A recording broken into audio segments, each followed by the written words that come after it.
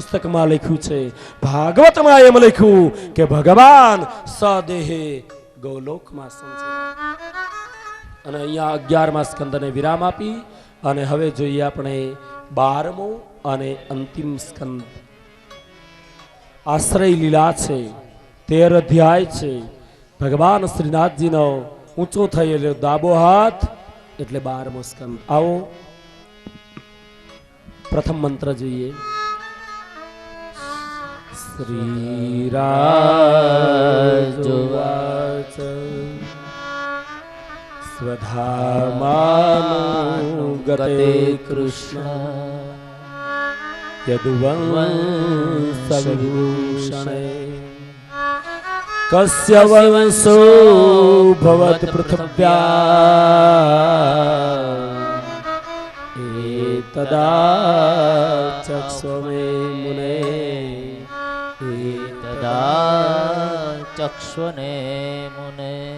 પરીક્ષિત મહારાજા સુખદેવજીને કહે કે બ્રહ્મન આપ બતાવો, ભગવાન સ્વધામ ગયા પછી આ ધરતીના ઉપર કોનો વંશ ચાલ્યો એ કથા કહો. સુખદેવજી કહે કે હે રાજન, 9મા સ્કંદમાં જે બૃહદથ વંશના છેલ્લા રાજા રિપુંજય રહ્યા એનો પ્રધાન શુનક થયો.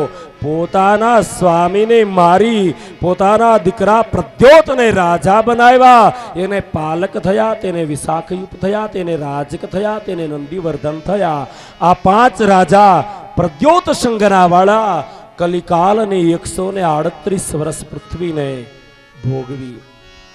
ત્યાર પછી ભવિષ્યમાં શિશુનાગ, તેના કાકવર્ણ, તેના ક્ષેમધર્મા, તેના ક્ષેત્રજ્ઞ, તેના વિધિસાર, તેના અજાત શત્રુ, તેના દર્ભક, તેના અજય, તેના નંદીવર્ધન અને તેના મહાનંદી, આ 10 રાજા કલિકાલની 360 વર્ષ પૃથ્વીને ભોગવી અને નાશ પામશે.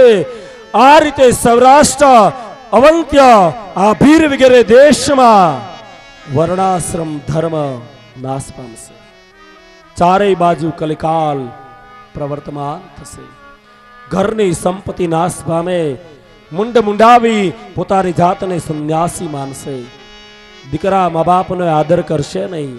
મા બાપ દીકરાને ઉપર મમતા રાખશે નહીં. કોડી જેટલા દ્રવ્ય માટે માણસને મારી નાખતા અચકાશે નહીં. ગાયોની આકૃતિ નાની બની જશે. વૃક્ષોમાં કેવલ ખીજડા બાકી રહેશે. દૂરનું જલાશય એ તીર્થ ગણાશે. જેના નખ અને વાળ એ તો શરીરના મળ છે, પણ ઈ જેના મોટા હશે એને મહાત્મા ગણવામાં આવશે. શુદ્ર ઉચ્ચ આસને બેસી બધાને બોધ આપશે. બ્રાહ્મણો જનોઈને છોડી દેશે. સૌભાગ્યવતી સ્ત્રી અલંકારનો ત્યાગ કરશે. વિધવન કે શૃંગાર નવીના, વિધવા નારી અનેક પ્રકારના શૃંગારને ધારણ કરશે. નારી બિબસન સકલ ગુસાઈ નાચહી નટ મર કટકી નાઈ. નિરાચાર જો શ્રુતિ પથ ત્યાગી કલિયુગ સોઈ જ્ઞાની બેરાગી. જાકે નખયરુ વિશાલા શુદ્ર દ્વિજન ઉપદેશહી જ્ઞાન. શૂદ્ર દ્વિજન હૈ ઉપદેશહી જ્ઞાન. સોઈ તાપસ પ્રસિદ્ધ કલિકા. એ સૌભાગી વિભૂષણ વિધવન કે શૃંગાર નવીના. આ કલિકાલનો પ્રતાપ છે. કલિયુગમાં અનેક પ્રકારના દુર્ગુણો કયા છે, પણ કલિયુગમાં એક મહાન ગુણ કે ભગવાનનું કોઈ નામ લે. જે ફળ સતયુગમાં તપ કરવાથી મળે, જે ફળ ત્રેતા યુગમાં યજ્ઞ કરવાથી મળે, જે ફળ દ્વાપર યુગમાં ભગવાનની પૂજા કરવાથી મળે, એ જ ફળ કળિયુગની અંદર હરિનું નામ લેવાથી પ્રાપ્ત. શૂદ્ર કરહી જપ તપ વ્રત નાના, બેઠી પરાશન કહી પુરાના. અને હવે કથાનું બીજું પ્રકરણ પરીક્ષિત મોક્ષ. શુક્રતાલ તીર્થ છે, ગંગાનો કિનારો છે, ભગવતપતિ ગંગા આવી રીતે વહન થઈ રહ્યા છે. આજે સુખદેવજી કથા કરે છે અને 7મો દિવસ છે. સુખદેવજીએ પરીક્ષિત રાજાને કહ્યું કે રાજન સાંભળ, હવે તારા મનમાં કોઈ સંશય હોય તો મને સમજાવ, કારણ કે હું જ્યાં સુધી અહીંયા બેઠો છું ત્યાં સુધી તક્ષક નાગ આવી નહીં શકે. હવે મને મારો ધર્મ યાદ આવે, મને મારું કર્મ યાદ કરે છે.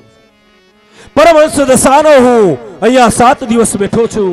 હવે મારે મારું કર્મ કરવું છે, મારે જવાની ઉતાવળ છે. બતાવ, તારા મનમાં કોઈ સંશય છે? પરીક્ષિત મહારાજા બહુ સરસ શબ્દ બોલ્યા છે, બહુ સરસ અનુષ્ટુપ છંદમાં બોલ્યા, પણ બહુ સરસ બોલ્યા છે. સિદ્ધોસ્મનો ગૃહીતોસ્મિ ભગવતા કરુણાત્મના શ્રાવિતો યશ્ચ મે સાક્ષાત અનાદિ નિધનો હરિ, અનાદિ નિધનો હરિ. બહુ સરસ બોલ્યા. પરીક્ષિત મહારાજાએ કહ્યું કે બ્રહ્મન આપ પધારો બાપ. અરે આવું ભાગવતજીની સંહિતા સાંભળી મને ચારે બાજુ મારા ભગવાન દેખાઈ રહ્યા છે, અને કદાચ તક્ષક નાગ આવે ને, અને કદાચ ભગવાન તક્ષક નાગ અહીંયા આવે તો એનામાં મને મારા મુરલી મનોહર કૃષ્ણના દર્શન થશે. ઓહો, મને ભગવાનના દર્શન થશે. હવે તો હું સિદ્ધ બની ગયો છું. અને હે કરુણાત્મન, જુઓ ચારે બાજુ મને ભગવાન દેખાઈ રહ્યા છે, મને બોલાવી રહ્યા છે. બાપજી મને બોલાવી રહ્યા છે. ધન્ય છે ભાગવતની કથા.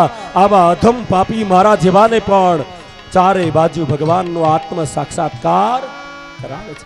ઉઠો બાપજી, આપ જાઓ. અને પરીક્ષિત મહારાજે જે આદેશ આપ્યો, સુખદેવજી મહારાજ મૃગચર્મ ઉપરથી ઉભા થયા. એ જ મૃગચર્મને બગલમાં લઈ અને સુખદેવજી હાયલાજ ગયા, હાયલાજ ગયા, હાયલાજ. ક્યાં ગયા એ કથામાં નથી લખ્યું. પછી સુખદેવજી કોઈ દિવસ દેખાયા નથી. સુખદેવજી મહારાજ વિદાય થાય ત્યારે આપણે સુખદેવજીનો જે જયકાર કરીએ ઈ સાંભળે એમ. બોલીએ સુખદેવજી મહારાજની જય. વક્તા ચાલ્યા ગયા, બિના વક્તા શ્રોતા કથા સંભવી. હવે રહ્યા છે શ્રોતા. તક્ષક નાગ પોતાના ઘેરથી નીકળ્યો બ્રાહ્મણના સ્વરૂપમાં. કશ્યપ બ્રાહ્મણ એને સામો મળ્યો, પૂછે છે ક્યાં જાય છે? બોલે મારું નામ તક્ષક છે. આ વડલાને હું દંશ આપું અને એને તું જો જીવતો બનાવી દે તો જ તારા મંત્ર સાચા. આમ કહીને તક્ષક નાગે વડલાના જ્યાં ફૂફાડો માર્યો અને દંશ આપ્યો. વડલો રાખનો ઢગલો થઈ ગયો. એના ઉપર એક ઘરડો ગોવાળિયો સૂતો હતો ને, બિચારો એ રાખનો. કશ્યપ બ્રાહ્મણે હાથમાં જલ લઈ મંત્ર બોલી અને જ્યાં રાખના ઢગલા ઉપર છાંટ્યું, વડલો નવ પલિત બની ગયો. ઘરડો ગોવાળિયો યુવાન બની ગયો. અને કશ્યપ બ્રાહ્મણને જોઈને તક્ષકે વિચાર કર્યો કે મારી કીર્તિમાં ઝાંખી આપે એવો આ માણસ છે. શું જોઈ છે તારે? બોલે મારે દ્રવ્યની જરૂર છે. સોનાના ચરુ એને આપ્યા. તક્ષક નાગે કશ્યપ બ્રાહ્મણ પોતાને ઘેરે ગયો. અહીંયા જેને શ્રીમદ ભાગવત કથા સાંભળી છે એવા પરીક્ષિત રાજાનું સન્માન કરવા માટે દેવતાઓ આવ્યા. ફૂલના હારમાં દોરાના રેસા જેવું સ્વરૂપ ધારણ કરી તક્ષક નાગ સમાઈ ગયો અને દેવતાઓ પુષ્પમાલા પહેરાવીને જ્યાં જતા રહ્યા. પરીક્ષિત મહારાજ સમજી ગયા કે તક્ષક આવી ગયો છે. 6 ચક્રોનું ભેદન કરી અને 10મા દ્વારેથી પરીક્ષિત મહારાજે પ્રાણને બહાર કાઢ્યા. તક્ષક નાગે દંશ આપ્યો, ઈ તો ખાલી ખોખાને આપ્યો છે. બોલીએ પરીક્ષિત મહારાજની જય. શ્રોતા ચાલ્યા ગયા, વક્તા ચાલ્યા ગયા. પછીના અર્ધા અધ્યાયમાં જન્મેજય રાજાએ સર્પસત્ર યજ્ઞ કર્યો. 8 કુળ નાગને હોમી દીધા. 9મું એક કુળ બાકી રહ્યું. પછીના 3 અધ્યાયમાં માર્કંડેય ઋષિ મહાપ્રલયની લીલા બતાવી.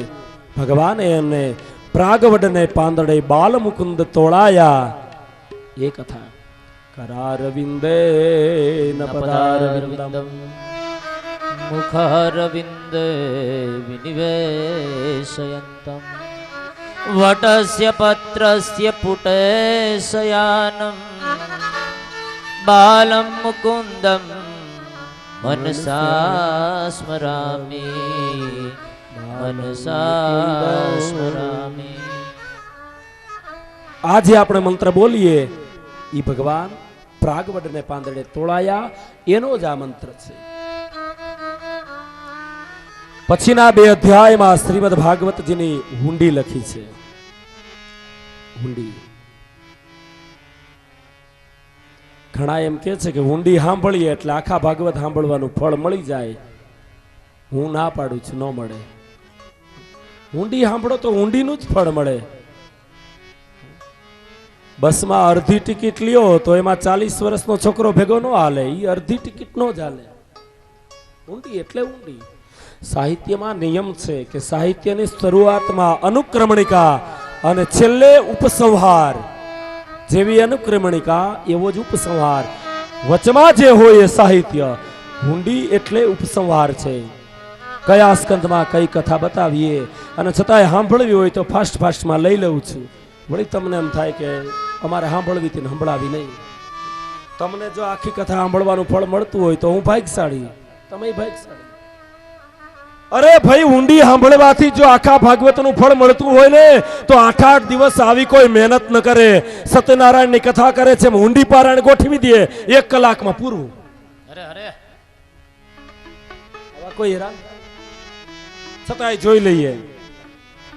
પ્રથમ સ્કંદમાં સુતજીને 6 પ્રશ્ન પૂછ્યા સૌનકાદીએ, જેમાં સુખદેવજીના પ્રાગટ્યની કથા સમજાવી, ભીષ્મદાદાની કથા કહી અને શ્રોતાની કથા કહેવા માટે કુરુક્ષેત્રની કથા કહી, ભીષ્મદાદાનું ગીત કહ્યું અને અશ્વસ્થામાએ જે બાણ માર્યા, 5 પુત્રોને મારી નાખ્યા અને ગર્ભસ્થ શિશુનું સંરક્ષણ કર્યું, એ બન્યા પરીક્ષિતને શ્રાપ મળ્યો, આવ્યા ગંગાને કિનારે. એટલે પહેલો સ્કંદ.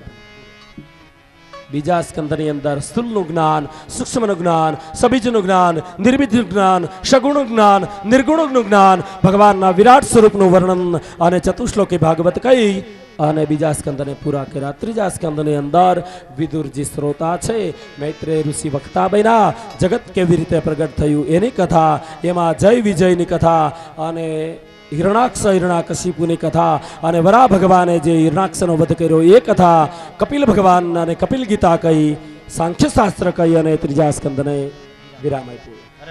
હવે આવ્યો વિસર્ગ લીલા, ચોથો સ્કંદ. કર્દમ ઋષિની 9 કન્યાનો પરિવાર, દક્ષ પ્રજાપતિએ શિવજીની સાથે દ્વેષ કર્યો એ કથા અને મનુ મહારાજને પ્રિવ્રત દીકરો થયો, ઉતાનપાદ દીકરો થયો એ કથા, ધ્રુવજીનું ચરિત્ર, પુરંજન ચરિત્ર, પ્રચેતાઓની કથા કહી અને ચતુર્થ સ્કંદને વિરામ આપ્યો. પંચમ સ્કંદમાં પ્રિવ્રત રાજાની કથા, એમના વંશમાં ભરત થયા એ કથા, જળ ભરતનું ચરિત્ર, રહુગણ રાજાને જ્ઞાન આપ્યું એ કથા, ખગોળ ભૂગોળનું જ્ઞાન, 28 પ્રકારના નરકોની કથા કહી અને પંચમ સ્કંદને વિરામ. છઠ્ઠો સ્કંદ પોષણ લીલા, અજામિલનું ચરિત્ર, ત્વષ્ટાનો યજ્ઞ, વત્રાસુરનો વધ અને ચિત્રકેતુ, ચિત્રાર્થ ગાંધર્વની કથા અને પુંસવન નામનું વ્રત કહી છઠ્ઠા સ્કંદને વિરામ આપ્યો. હવે આવ્યો 7મો સ્કંદ ઉતિલીલા, પ્રહલાદજીનું ચરિત્ર, નવધા ભક્તિ, નરસિંહ ભગવાનનું પ્રાગટ્ય, વર્ણાશ્રમ ધર્મની કથા કહી અને 7મા સ્કંદને વિરામ આપ્યો. અષ્ટમ સ્કંદ મનવંતર લીલા, 14 મનવંતર, કયા મનવંતરની અંદર ભગવાને શું કાર્ય કર્યું એ કથા. એમાં ગજેન્દ્ર લીલા, સમુદ્ર મંથન, વામન ભગવાનનું પ્રાગટ્ય અને મત્સ્ય નારાયણની કથા કહી અને અષ્ટમ સ્કંદને વિરામ આપ્યું. હવે જોઈએ 9મો સ્કંદ, સૂર્યવંશ અને ચંદ્રવંશ. સૂર્યવંશના રાજાઓના ચરિત્ર, જેમાં સરિયાતી રાજાનું ચરિત્ર, નાભાગનું ચરિત્ર, ભગવાન રામનું ચરિત્ર, ચંદ્રવંશમાં યયાતિ રાજાનું ચરિત્ર, યદુનું ચરિત્ર અને સુરસેનને ત્યાં વસુદેવ થયા ત્યાં સુધીની કથા. હવે આવ્યો 10મો સ્કંદ, દસમ સ્કંદમાં ભગવાન કૃષ્ણને લીલા ગાય અને દસમ સ્કંદને વિરામ આપ્યો. 11મા સ્કંદની અંદર યદુ અને દત્તાત્રેયનો સંવાદ, નિમિ મહારાજ અને નવયોગેશ્વરોનો સંવાદ, કૃષ્ણ અને ઉદ્ધવનો સંવાદ, વસુદેવ અને નારદજીનો સંવાદ કહી અને 11મા સ્કંદને વિરામ આપી 12મા સ્કંદની અંદર ભવિષ્યમાં થનારા રાજાઓ, કલિયુગનું ગુણ અને દોષનું વિભાજન અને છેલ્લે પરીક્ષિત રાજાનો મોક્ષ. આ છે શ્રીમદ ભાગવતની કથા. આવો ભાગવતનો છેલ્લામાં છેલ્લો મંત્ર, છેલ્લામાં છેલ્લો નામ સંકીર્તનમ યસ્ય સર્વ પાપ પ્રણાશનમ પ્રણામો દુઃખ સમનૌ તમ નમામિ હરિપરમ તમ નમામિ હરિપરમ તમ નમામિ હરિ ઇતિ અચ્યુતમ કેશવમ શ્રીરામ નારાયણમ શ્રી કૃષ્ણ દામોદરમ શ્રી વસુદેવમ શ્રીધરમ માધવમ શ્રી ગોપિકા વલ્લભમ શ્રી જાનકી નાયકમ શ્રી રામચંદ્રમ ભજો શ્રી રામચંદ્રમ ભજો રામચંદ્રમ ભજો. બોલીએ શ્રી ભાગવત ભગવાન કી જય. હવે મારે બે વાતો કરવી છે. 18 દિવસ થયા તમે કથા સાંભળો છો. તમારા ગામની અંદર હું પેલા વેલો કથા કરવા માટે આવ્યો. 27 વર્ષથી આ કથા કરું છું. 650 ઉપર કથા કરી છે, પણ તમારા ગામની અંદર પહેલી વાર કથા કરવા માટે આવ્યો છું. બેનો ભાઈઓ, કથાકાર કોઈ કથા કરતો નથી. સાંભળવા વાળાના હૃદયમાં બેઠેલ ભગવાન અમને અહીંથી બોલતા કરે છે. મારી મતિ અનુસાર ભાગવતની કથા. બાકી કથા તો દરિયો છે બાપ. 8 દિવસ શું 12 વર્ષે પૂરું ન થાય એવી આ કથા છે. અને એટલે જ એમ કહેવાયું કે એમાં સ્વયં ભગવાન નારાયણ છે. 18 વર્ષનો હતો તેદીથી કથા કરું છું. 27 વર્ષ થયા ભગવાનની કથા કરું છું. ભાગવત કથા, રામકથા, દેવી ભાગવત, શિવ પુરાણ. અત્યારે તો આખો એવો ક્રેઝ આવી ગયો છે કે ઉનાળામાં જ કથા એવું નહીં, હવે તો 12 મહિના કથાઓ થવા માંડી છે. 12 મહિના લોકોનું ધર્મ પ્રત્યેનું એક આકર્ષણ વધ્યું છે. આકર્ષણ વધ્યું છે ધર્મ પ્રત્યેનું. તો આ કથામાં અહીંયા બેસીને એવી કોઈ મારો ધ્યેય ન હોય કે અહીંયા કોઈને ઉતારી પાડવું. છતાંય 8 દિવસના વક્તવ્યમાં કોઈને એમ લાગ્યું હોય કે અનુભાઈ અમને સંબોધીને જ કહ્યું છે, તો એવા જીવાત્માને, કોઈના આત્માને દુઃખ થાય એના જેવું બીજું પાપ નહીં. તો એવા જીવાત્માની પાસે હું ક્ષમા માંગુ છું અને મને ક્ષમા મળશે એ આશા આસ્થાને નથી. અમારા યજમાનને ગામ નાનું છે, તમારું ગામ, અને છતાંય આટલા બધા શ્રોતાઓ કથા શ્રવણ માટે. બેનો તો વળી 2:30 વાગ્યામાં, 3:45 વાગ્યામાં આવીને બેસી જતા. ઈ જ બતાવે છે કે તમને ભગવાનની કથામાં બેનો કેટલો બધો પ્રેમ છે. કરતાલું લઈ લઈને બેનો આવે છે. ઈ જ બતાવે કે તમને ભગવાનના સત્સંગમાં ખૂબ પ્રેમ છે. હું તો તમને આશીર્વાદ ખૂબ આપું. બ્રાહ્મણનો દીકરો છું. અહીંયા બેસીને આશીર્વાદ આપું કે ભગવાન તમને હોડે કળાએ બનાવે અને ભગવાન તમને ખૂબ આપે, ખૂબ આપે, અને તમારા મનના મનોરથ પરમાત્મા પરિપૂર્ણ કરે. એવા મારા બ્રાહ્મણ તરીકે હું તમને બધાને ખૂબ આશીર્વાદ આપું છું. કારણ કે તમે મારા શ્રોતા છો, મને સાંભળનારા છો. હવે સાંભળનારા ન હોય તો એકલો વક્તા કથા નથી કરતો. આ થઈ એક વાત. કલ્યાણભાઈ ને પ્રવીણભાઈ ને આવેલા મારી પાસે તારીખ લેવા માટે. ભગવાનજીભાઈ ને તરઘરીથી દેવસીભાઈ ને આવ્યા હતા.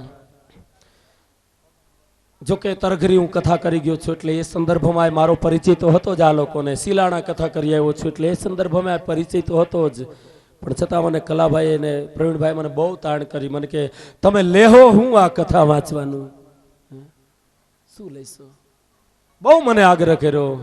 અરે ભાઈ, મેં કીધું અજાણ્યા માણસો પૂછે તો બરોબર છે, જેને કોઈ પરિચય ન હોય. તમે તો જાણીતા છો ભલા માણસ, અને આજ હું જે શબ્દ બોલું એ જ હું છેલ્લે બોલીશ. ભાગવતની જ્ઞાન કથા છે, વેદની વાણીનો વેપાર ન હોય બાપ, વેપાર ન હોય, વેદની વાણીનો વેપાર ન હોય. અને મારા યજમાન છો, તમે મને ₹100 આપશો ને, હું માથે ચડા. ભગવાને મને ખૂબ આપ્યું છે, પરમાત્માએ મને ઘણું આપ્યું છે. અને ભગવાનને કહું કે હવે 5 વર્ષ આમનામ તારી કથા ગાવી છે બાપ, ઈચ્છા તારી કથા આમનામ ગાયા કરું. તો પેલું સુખ તે જાતે નર્યા, બીજું સુખ એ સંતાનનું સુખ. ભગવાને મને બધી રીતે સુખ આપ્યું છે, તો એવા પરમાત્માના ગુણગાન ગાતા ગાતા પ્રભુને એમ કહું કે આ દેહ છૂટી જાય એના જેવું બીજું વધારે શું. હે પરમાત્મા, મારા ગુરુજીએ મને ના પાડી છે કે કથાની અંદર કોઈ દિવસ ભાવતાલ કરવા નહીં. અને નાનો હતો ને, ભણતો 6ઠું 7મું, અમારા ગામમાં ધીરુભાઈ માસ્તર હતા, અતિત સાધુ, અમારા ગામના જ, એ મારા સાહેબ હતા. મને નાનપણથી કથાનો બહુ પ્રેમ હતો. લાકડાનું માઇક બનાવીને ઇતિહાસમાં એ વખતે શ્રવણનો પાઠ આવતો. 2-5 છોકરાને ભેગા કરી ખાંડની પ્રસાદી વેચીને શ્રવણનો પાઠ હું વાંચતો. આટલી કથાના ઉપર મને પ્રેમ હતો. એમાં એક દિવસ રિસેસમાં મોડું જવાનું થયું અને સાહેબ આવી ગયા. એક ફડાકો મને બોલાવી લીધો. મારતા તો માર્યો એણે, પણ એને કથા ના બધું જોયું ને, એને બહુ પસ્તાવો થયો. મને બોલાવ્યો, મને કે કથા ઉપર આટલો બધો પ્રેમ છે. કોણ જાણે કેમ અંદરનો પ્રેમ હતો. પછી સાહેબ હમણાં હજી ગુજરી ગયા, એટલે મને બહુ આશીર્વાદ આપ્યા. મને કે ભગવાન તમારી ઈચ્છા પૂરી કરશે. અને વાતે સાચી, ખૂબ કથાઓ કરી છે, લોકોએ ખૂબ મને આદરે આપ્યો છે. તો આ કથાના સંદર્ભમાં ત્રીજી વાત એ કરું કે જ્યારે પણ કોઈ